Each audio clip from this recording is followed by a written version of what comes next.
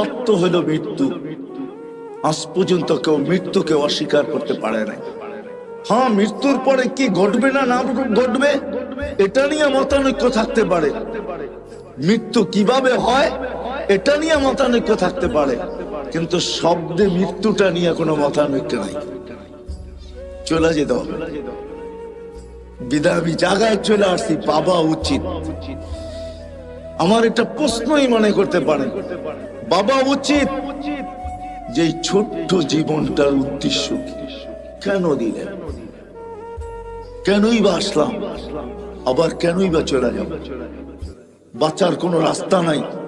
আল্লাহ challenge দিয়েছেন, আইনাল মাফার, তুমি ভাগবে তো ভাগবে কোথায়? তা আল্লাহ নিজেই বলছে, ইল্লা বিসুলতান, যেখানে যাবে ওইখানে আমার রাজত্ব। শুধু আমার রাজত্ব না, আনা মাআকুম আইনা মা কুনতুম,